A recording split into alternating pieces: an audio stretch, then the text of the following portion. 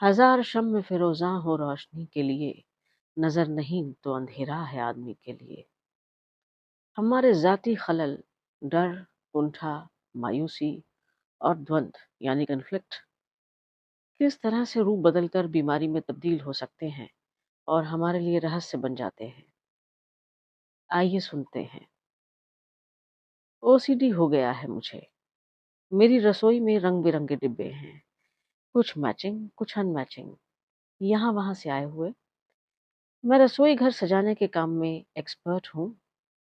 मेरी तरकीबें, मेरे स्टाइल सभी को पसंद आते हैं। मेरे पति अपने आप को खुशकिस्मत मानते रहते हैं। गृहिणियां मेरे से सलाह मांगती हैं और मुझसे अचार, मुरब्बे, आइसक्रीम, केक बनाना भी सीखती हैं। मेरा एक बेटा है। प्रेगनेंसी मुझे जीवन की सबसे बड़ी कठिनाई लगती है। धन्य है वो औरतें जो इतने बच्चे पैदा करती हैं। मेरी तो एक ही में बस हो गई। उल्टियां, उबकाइयां, शरीर का भारीपन, बेड रेस्ट। मेरा घर, मेरा शरीर मेरे हाथों से निकल गया था। एक हेल्पर रखनी पड़ी जो अपनी मर्जी से काम करती और सफाई में बहुत कमजोर। बस जैसे तैसे 9 महीने खत्म हुए, मेरा बेटा हुआ और फिर 40 दिन का सूतक। मेरा घर मुझे बिखरा हुआ धर्मशाला की तरह भरा हुआ लगता।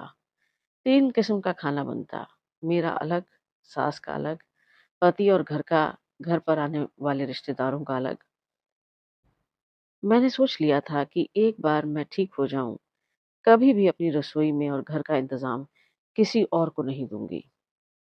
40 दिन के बाद मैंने अपनी माँ को बुलाया और बेटा उनको थमाया और सारे घर का इंतजाम अपने हाथों में ले लिया। किचन बदल दी, नए डिब्बे, नए आधुनिक बर्तन, घर के पर्दे तक सब बदल दिए। मैं खुश थी अपनी सल्तनत वापस पाकर। जल्दी से सब मेरी पसंद से मेरी मर्जी का घर सेट हो गया। इतना काम किया मैंने कि मेरे पैरों में बेवहियां आ गई और मेरा वजन वापस पहले जैसा हो गया। इस बात को 5 साल हो चुके हैं। एक दिन मेरे पति मेरे पास आए और बहुत सीरियसली मुझे बोले कि देखो, एक ही बच्चा है हमारा और हम हैं बिजनेस फैमिली। कम से कम 2 बेटे और एक बेटी होनी ही चाहिए। 2 बेटे हों तो बरकत रहती है। एक भाई का साथी दूसरा भाई होता है और घर की कमाई भी बढ़ती है।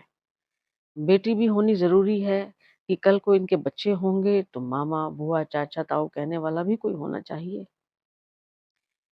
इनको रिश्तों की अहमियत कब पता चलेगा। एकलौता बच्चा अकेला रह जाएगा और हमारे जाने के बाद इसका कोई ना होगा। बात तो ठीक कही थी उन्होंने, और मैं अभी 30 ही साल की थी। तो ठीक है, 2 बच्चे और पैदा करते हैं। मैं हर रोज इस बारे में सोचती तो मुझे घबराहट होती। मुझे अपनी पहली प्रेगनेंसी के दिन याद आते। मैं घबराहट दूर करने के लिए किचन में जाती और साफ चीज को और साफ करने लगती। डिब्बों को चेक करती कि सब ठीक से बंद है ना, कोई कीड़ा ना लग जाए दालों में, आटे में, चीनी में। पति से नजदीकी के दौरान घबराहट रहती और जैसे ही फारिग होती जल्दी से खड़ी होकर वॉशरूम भाग जाती थी और खूब अच्छी तरह से खुद को साफ करती। लेकिन एक अजीब आदत पाल ली थी मैंने। किचन के सारे डिब्बे बंद तो है ना, खोल खोल कर फिर बंद करती, चेक करती कि ठीक से, टाइट से बंद तो है ना।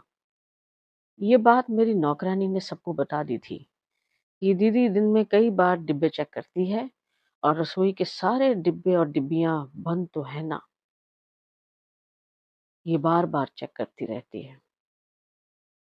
एक दिन मैं रो पड़ी कि मैं थक चुकी हूँ पर मेरी चेकिंग बंद नहीं हो रही। मेरे पति मुझे डॉक्टर के पास ले गए। उन्होंने मुझसे 10 मिनट बात की और बताया कि ओसीडी हो गया है आपको। मैं ये दवाइयाँ लिख रहा हूँ, समय से ले लीजिएगा। आपको असर 15 दिन के बाद आएगा। अब मैं सोती रहती हूँ, आंखें भारी रहती हैं, काम ज्यादा होता नहीं। ओसीडी हो गया है मुझे।